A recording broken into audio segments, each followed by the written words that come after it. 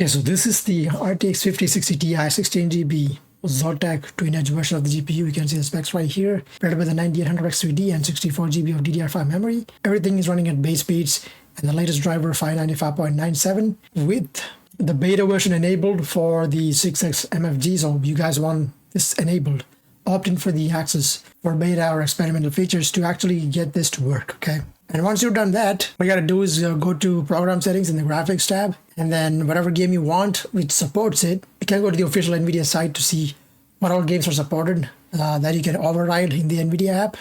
So in this video, I'm gonna be testing out 5 games on the 5060 Ti with MFG 6X. So it's gonna be Alan Wake 2, Borderlands 4, Cyberpunk, which are officially supported through the NVIDIA app. 2 other games that are not officially supported by NVIDIA's app as of now, which are Crimson Desert and Death Stranding 2. You can override it to a different DLL file download that you can do, which I'll get into later on when I play the game. But yeah, those are the 5 games. So first I'll be testing out just fixed 6X MFG on each of these games, and after that following it up with the dynamic frame gen. We'll see how things go, okay? So all you gotta do is go to, for say, Alan Wake 2 here as an example. Go here, select it, and go to the driver settings and go to DLSS override with frame generation. Click that, and then there's 2 of these options, fixed and dynamic. When you go to fixed, I'm gonna start it off on fixed first, and then we'll go to dynamic. So there's these options, 3, 4, 5X, 5 and 6X. Keep it on 6X for now for the maximum frame gen, fake frames that you can generate, and then apply that. And now, if you just enable frame gen, no matter what it is, if it's 2X, 3X, or 4X, it's gonna be always 6X. That's how it is. So now that we have overridden the settings, let's jump into Alan Wake 2 and see how things are. Okay, so we are in Alan Wake 2. You can see I'm starting it off on 4K and upscaled from 1080p, so performance mode. This game is insanely intensive, so I just gotta keep it a little bit low for now. Again, for a 5060 Ti, these are gonna be the best settings to play it on anyways. Right now, without frame generation, let's see how much FPS we can get. So just to max out everything, keep it on high preset without no ray tracing, okay? Ray tracing is intensive in this game, especially, so I'm just gonna keep it off for now, and let's see the raw FPS we can get, because I've never tested this game out on the GPU, so I'm also interested. So we will have the NVIDIA latency meter on the top right, and also the MSI Afterburn overlay, which I'll be enabling in a few seconds. And there's no Steam overlay, which I usually enable to see the fake frames generated. And since it's not Steam game, this is an official Epic Games exclusive, we can't enable Steam overlay, unfortunately, but I'll let you know how it's gonna feel like when I enable frame gen. Alright, so start counting the FPS. You can see 37 FPS with the high settings, the 105 milliseconds. Again, this is like really intensive area with all the vegetation and the foliage, and you can see 34 FPS. Even it's upscaled from 1080p. It is still really intensive even without path tracing. That's using 12 gigabytes of VRAM right here. Shows you how intensive this game is. And if we enable frame gen, doesn't matter if it's 2X, 3X, or 4X, it's going to be automatically set to 6X, because that's the settings that we're set to in the app, and immediately takes us to 136. Still getting around the same kind of latency, maybe a little bit lower, which is pretty good, but now you can see it's a little floaty in a way that everything around gets blurry. See that? And there's a little bit of haloing effect around the character as well. So yeah, it's a little floaty, but milliseconds, the latency wise, it's kind of similar to native. So that's good. So if you're playing this on a controller, it doesn't feel as terrible as it is on keyboard and mouse. Because on controller, the movement is a little bit smoother because you're not having the entire range of your hands like you move it with a mouse. It's narrowed down to this single stick, so you don't feel it that much. But yeah, it is a little floating compared to the native settings.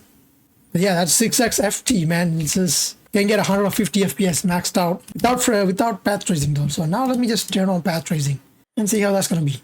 And again, like I said, there's no point in going to 4X. It's the same thing because it's pretty much overridden in the app. So yeah, now let me just use ray tracing ultra. So now we have path tracing and everything maxed out. That takes us to 102 FPS with 209 milliseconds. That looks terrible. It's even more floaty here. Obviously, if you want a decent playable experience, the latency should be anywhere from 40 to 50 milliseconds, for a playable experience on a keyboard and mouse. And on a controller, it should be like anywhere from, you can like manage anywhere from 50 to 80. Anything beyond that is going to be, you can actually feel it when you're playing it. But this is insane. Doesn't feel good at all. 170 milliseconds with 100 FPS though.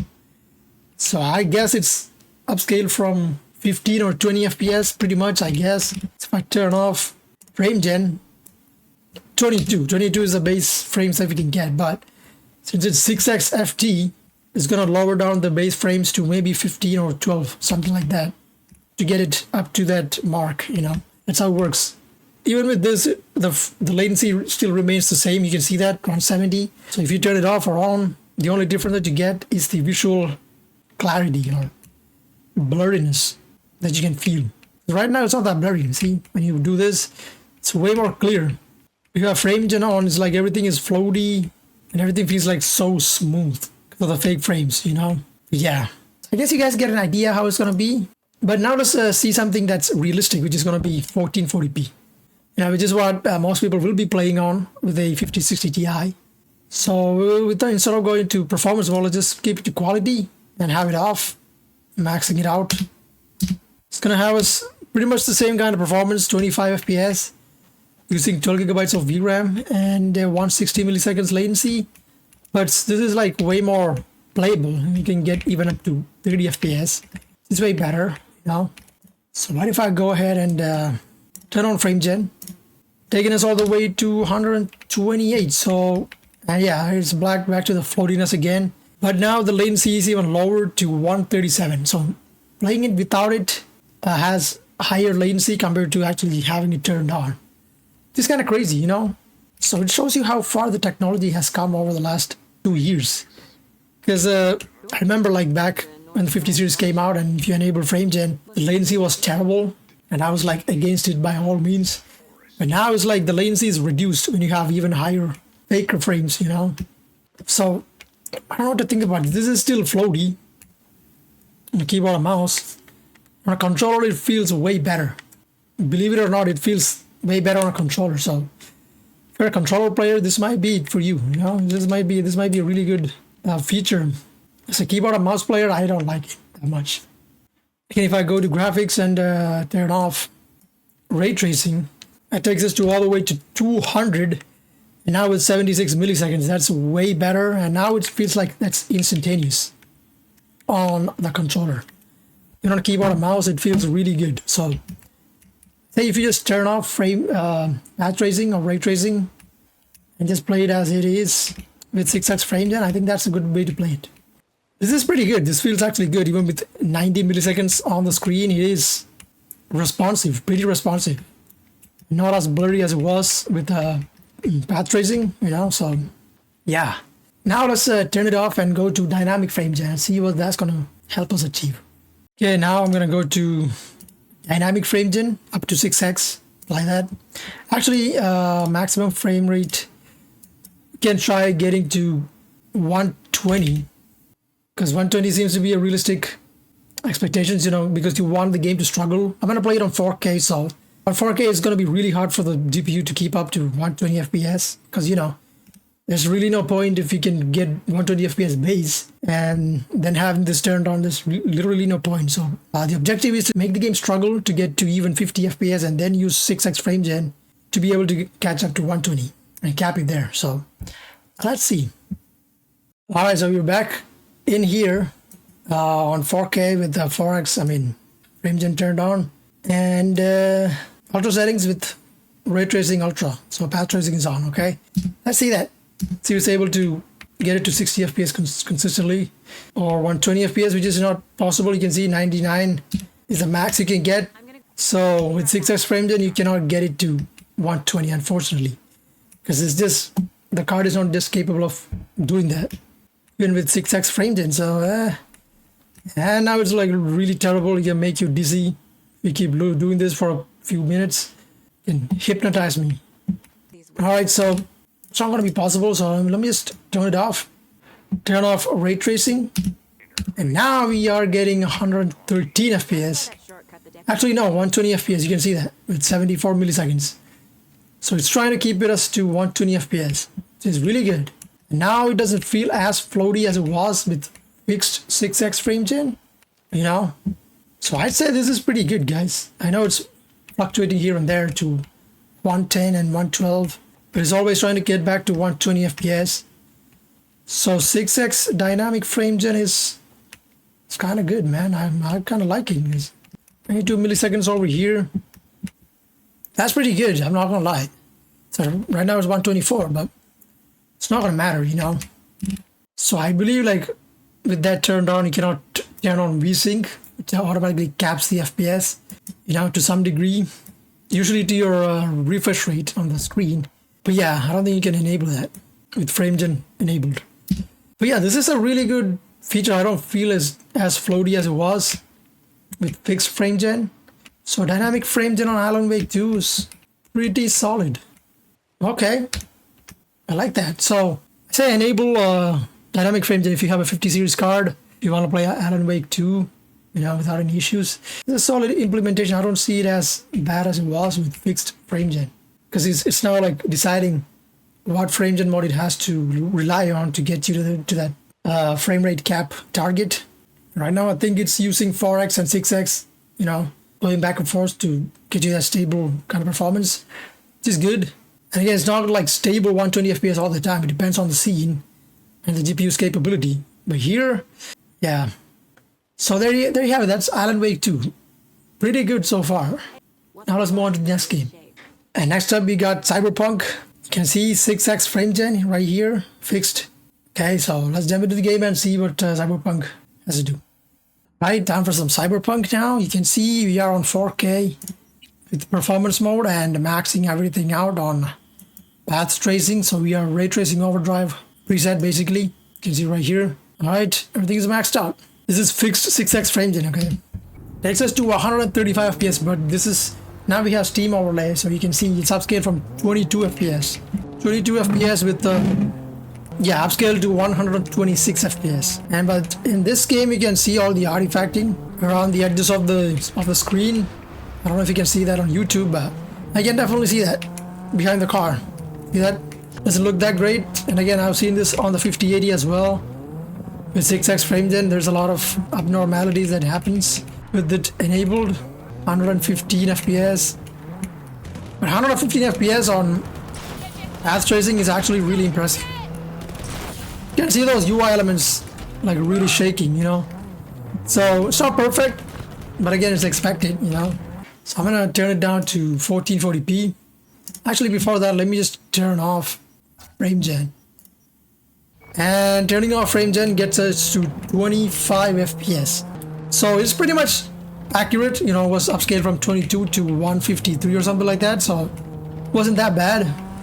23 FPS native with 126 milliseconds latency, whereas it was like under 100 with 6x frame gen, which is pretty good, but there are a lot of artifacting that happens with it enabled. So that's 4K.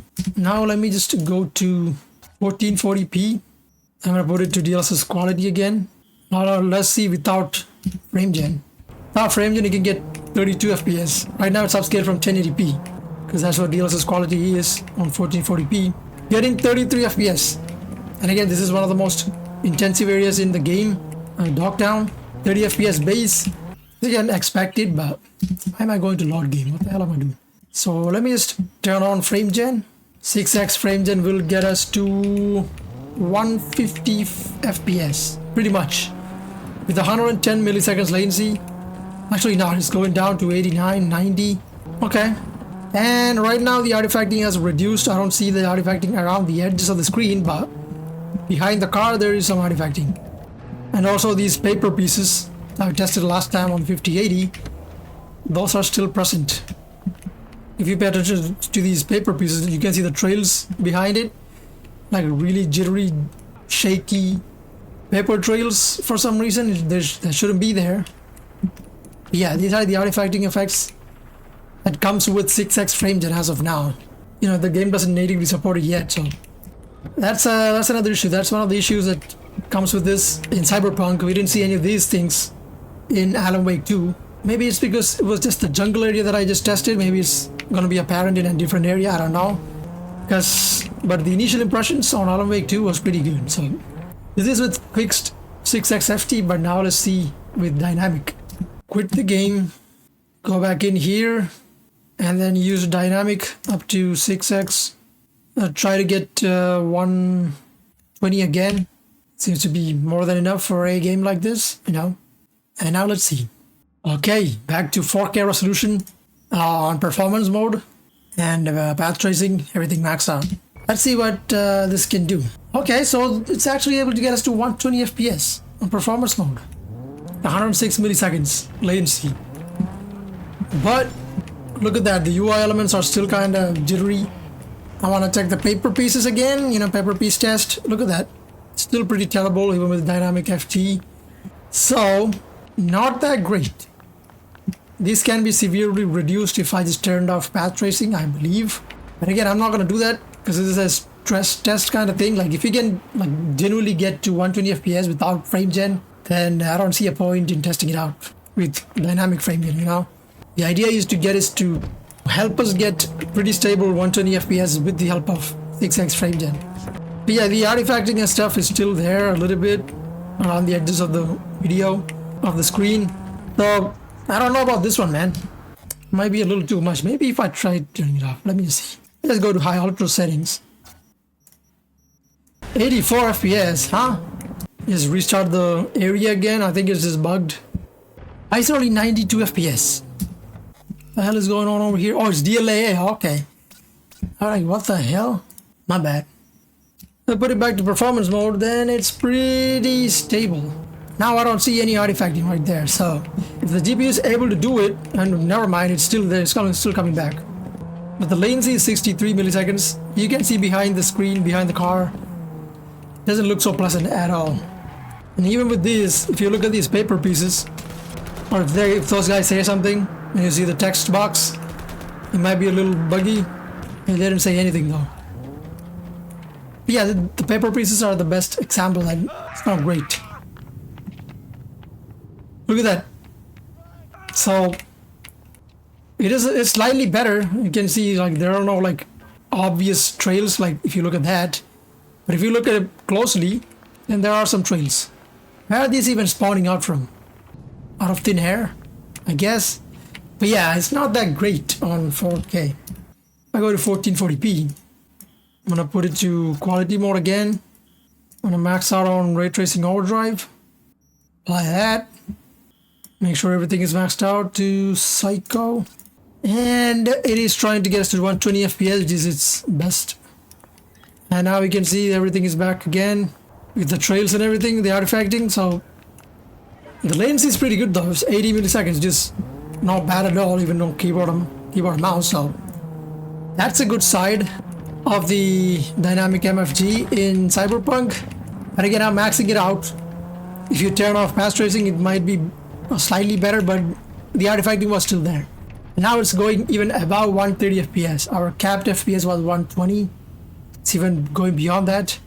So I don't think it's doing a great job in, you know, keeping it at 120. It's fluctuating back and forth. Which is again the same thing that I saw on the 5080 as well. So yeah, capping it doesn't always keep it at a steady 120 FPS.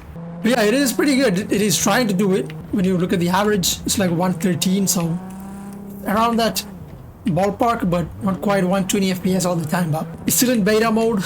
We'll wait for the official release of the game, of its supporting it in-game and also the NVIDIA driver. And as of now, it's decent enough to be playable. So that's Cyberpunk on the 5060 Ti. Now let's move on to the next game. And next up, we are on Borderlands 4. And I haven't played this game in a minute, but let's see how it's going to be with 6x frame gen. We're on 4K and high settings. And again, high settings is the recommended settings to play this game on 5060 Ti with 4x frame gen enabled.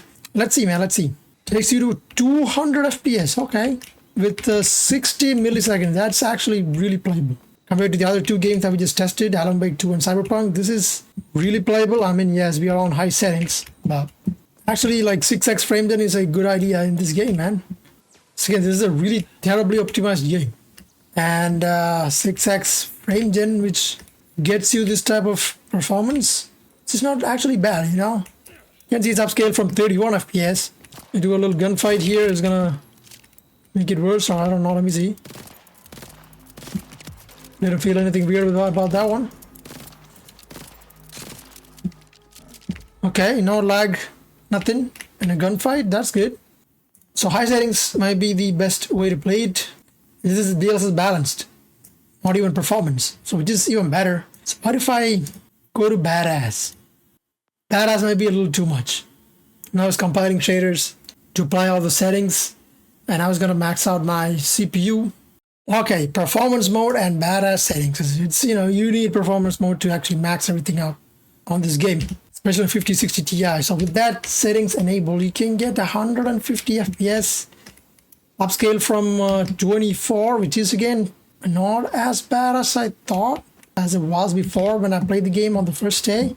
You know, I had a full all resolutions benchmark when the game came out on this GPU back then, but back then I remember it was being like even terrible than this.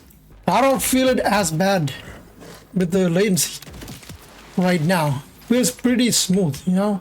Again, like, it's not as smooth as you think because it's 90 milliseconds, but it's better than 4x frame gen, that's for sure. God damn it. Yeah, I can aim better too, because with 4x frame gen it was really hard to aim. Holy shit, I almost got killed by that thing. Again, I deserve it for shooting them for no reason, you know. But yeah, 130 FPS, guys. Not bad at all. It still is kind of floaty though. But it's way better than just 4x frame gen. If you turn this off, you want to compile shaders for turning off frame gen, what the hell? You can get only 34 FPS. So from 34 to what, 120 or something like that. It's a pretty good jump. And again, slightly floatier. That is the trade-off with the fake frames. You can't do anything about it, you know. Not bad. So what I'm gonna do is go to 1440p and back to quality mode.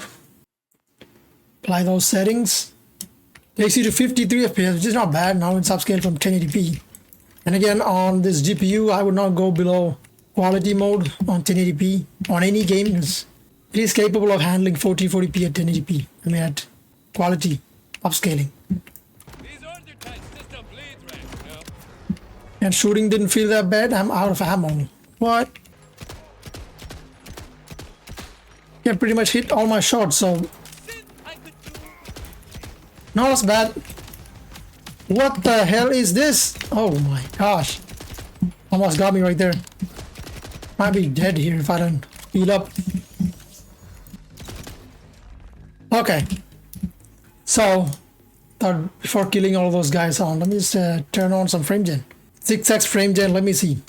Should be getting around 200. Yes. So 187 from 54. Or actually 33 FPS upscaled.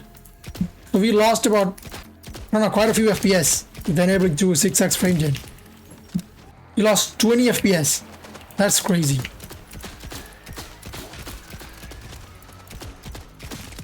But the experience is, not gonna lie, it's still kind of floaty. I forgot how good the gunplay in this game is.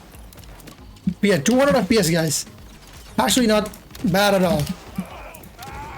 Come on, reload. He's dead. Grenade.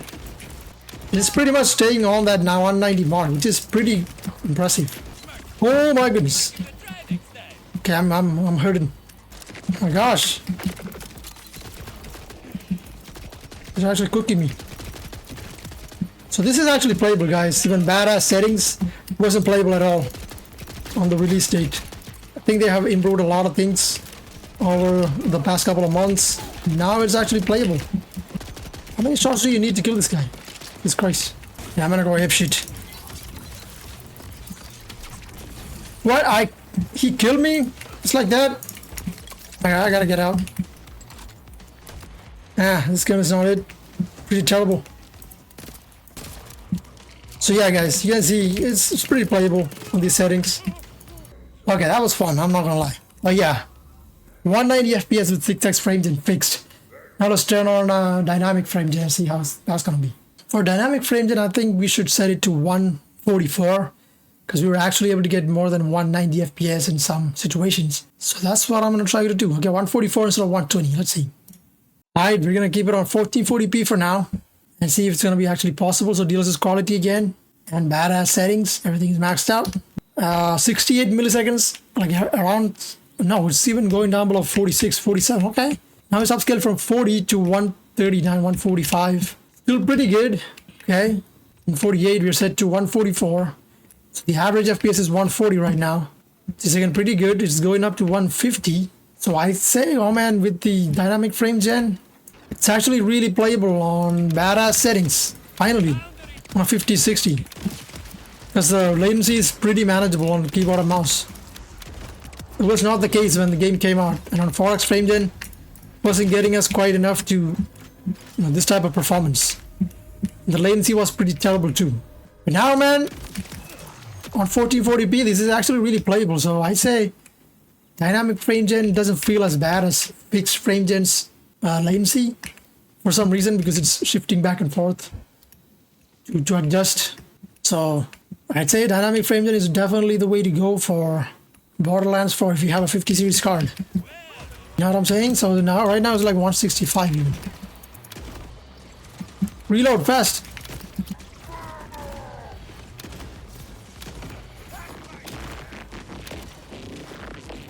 Come on, this guy always reloads.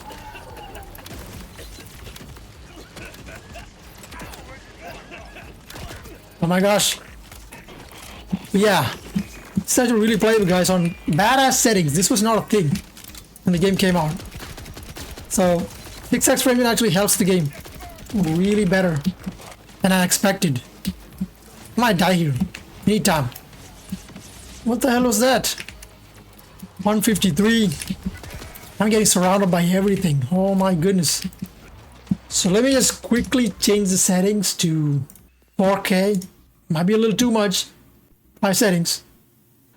And then actually use performance mode. Getting us to 134, 145, the same kind of performance.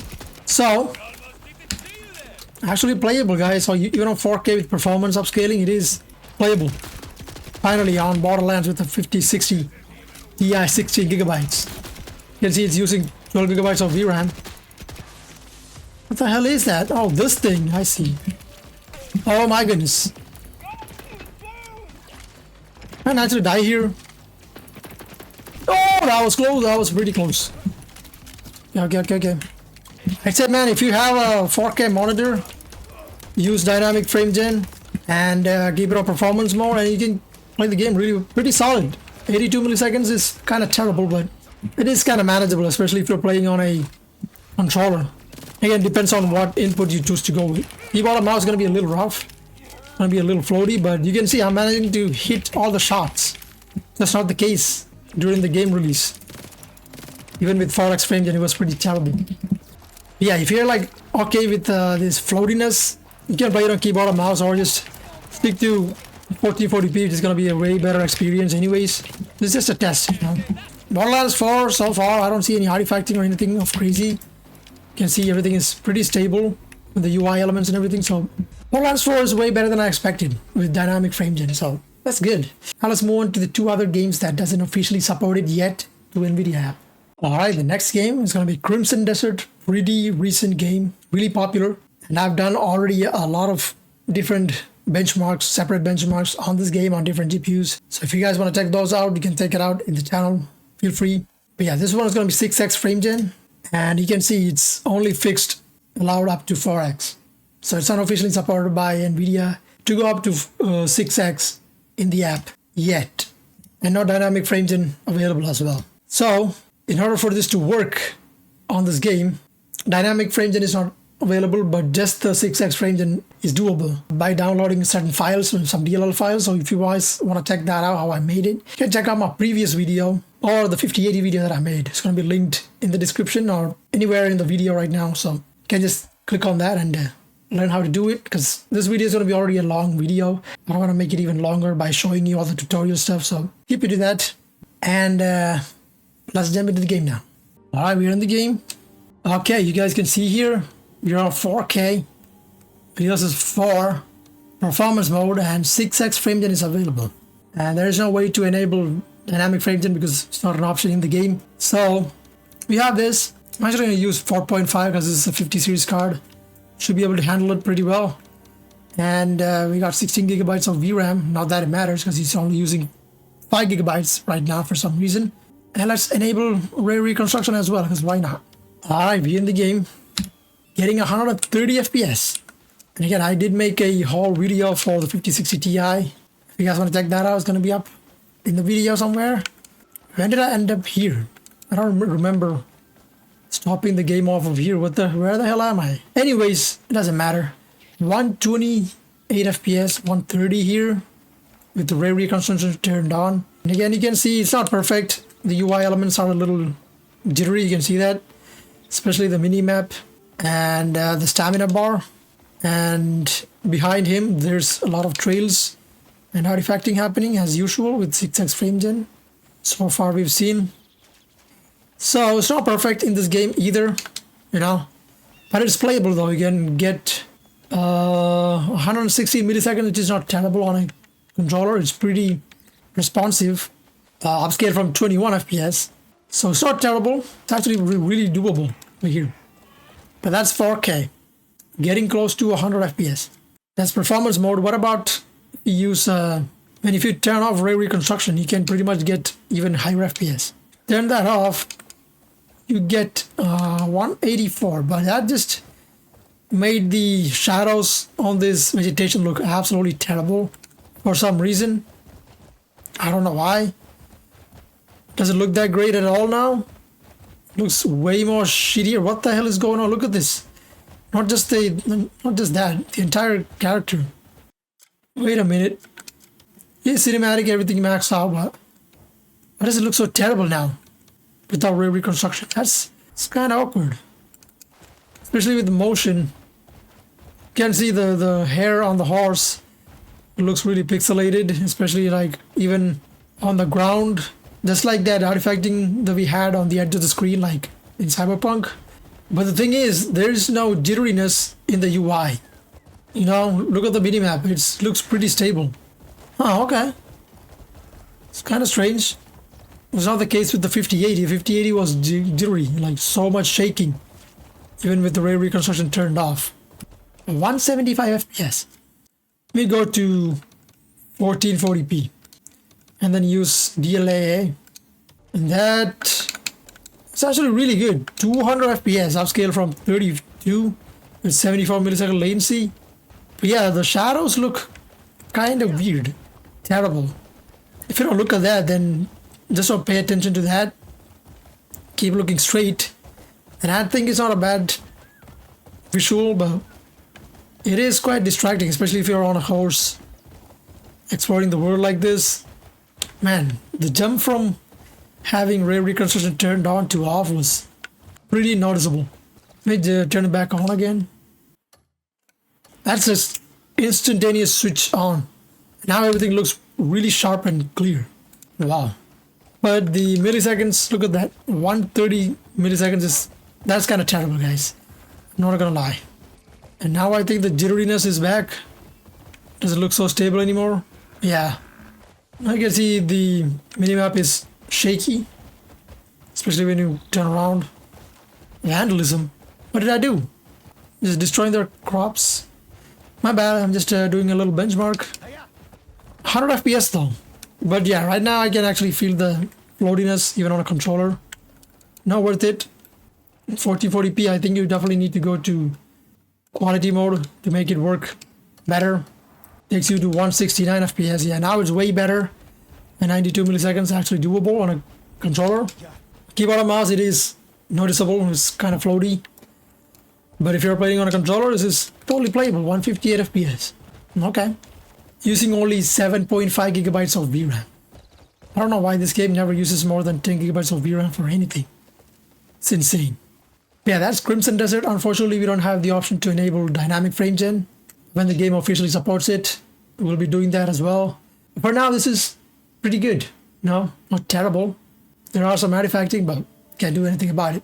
So now let's go on to the final game. And now the final game is going to be Death Stranding 2, another unofficial game, not yet supported by NVIDIA for 6x frame gen. And I'm going to go here and do the frame gen override. You can see it's fixed only up to 4x, just like Crimson Desert. So I'm not going to do that. I'm just going to go into the game and enable it using the other technology that I showed you. I hope you guys actually checked out the previous video to see how it's working. If you didn't, check it out again, because I will not be showing you how to enable this in this video. Okay, we are in the game. Go to the options. You can see it's 1440p. Let me just put it back to 4K.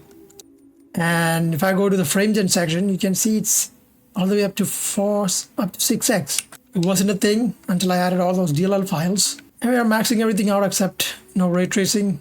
I'm actually going to see how it's going to be with the ray tracing very high. Now load the game and into the desert. Actually, not the desert. I'm going to go into the forest.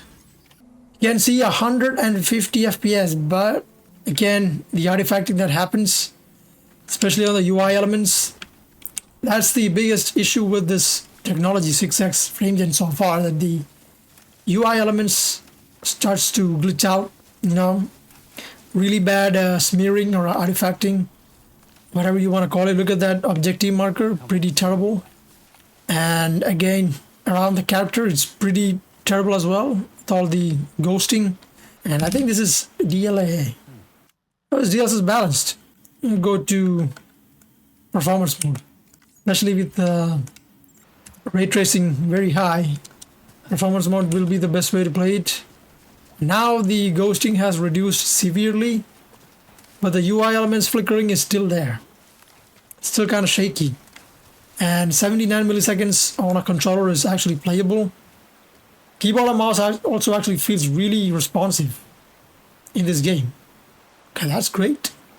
We don't even need to go down below 4K in this game, by the looks of it, using almost 14 gigabytes of VRAM. So the VRAM is actually definitely helping us here, no doubt about it. It's upscaled from 26 FPS to almost 160 FPS, 6x frame gen. That's actually impressive, man. So if we turn it off, you can only get 3940 FPS. It's not terrible though, 40 FPS with real performance. Still pretty good. And if I turn off NVIDIA Reflex, it's not going to register on the top right for the latency meter in this game for some reason. It doesn't feel as smooth as it was with it enabled. But yeah, 35 FPS. Not great. I'd say enabling 6x frame gen was better compared to the, this one in terms of the latency. The visual quality is definitely better on, without frame gen for sure. But that's just how it is, man. That's 4K. Not bad at all, except the UI elements. I'm gonna go to 1440p and use quality. So frame gen maxed out. Takes us to 164 FPS. And if I do this, you can see the smearing happening around Sam. And you can actually see that. And look at the UI elements. Look how shitty that looks. So shaky. But the latency is still pretty good. 71 milliseconds. 160 FPS. If you're like okay with it, okay with the UI elements flickering like that, and don't care about the artifacting, then this is going to be a really good experience because it feels really smooth. And also, this is not officially supported by the game or the NVIDIA app yet. So maybe once it is supported officially, it might be a better experience. All the artifacting will be smoothened out. I hope that's the case, As of now, it's pretty doable. Not terrible. Let me just try turning it off. Ray tracing. 202 FPS. Okay, now the artifacting has severely reduced. I don't see as many distractions as it was with the ray tracing turned on, because we took a lot of load off the GPU. So now it's way better. And we're getting like 34 FPS base as well. So that's also another reason, The more base frames you can work with, the better it's going to be when it comes to the 6x frame gen or whatever frame gen. The less artifacting is going to be. So This is actually really good, 207 FPS. If you need that for some reason in a game like this, there you have it. Just keep it to 1440p and enable 4x frame gen without any ray tracing. And game looks absolutely beautiful as well. So 55 milliseconds, totally playable. So yeah, that's it. That's Stranding 2. Pretty solid experience, guys. So I think that should be it for this video. It's gonna be a really long video. But yeah, I think I covered everything that you guys wanted to see. Let me know what you guys think about 6x frame gen on the 5060 Ti. Are you guys willing to test it out? I think you should, because it's pretty playable on most of these games so far. There's a lot of other games that are officially supported through the NVIDIA app. And again, if you guys want to check out all those games, it's in their DLSS website, you know. And these two games, Crimson Desert and Death Stranding 2, you need to separately download some DLL files to make it work. To have those 6x frame gen option in the game. But all the other ones you can do it manually, override it through the NVIDIA app, and you should be good to go. The only downside is you gotta quit the game and come back every single time you phone switching back from dynamic frame gen or the regular one. So that's a pain in the ass, but I don't think anything can be done with that for now. Yeah, that'll be it for this video, guys. Hope you guys find this video helpful. If it did, leave a like and subscribe to the channel for more benchmarks like these. And I hope you guys found a great time wherever you are. Catch you guys in the next one. So take it easy and peace out.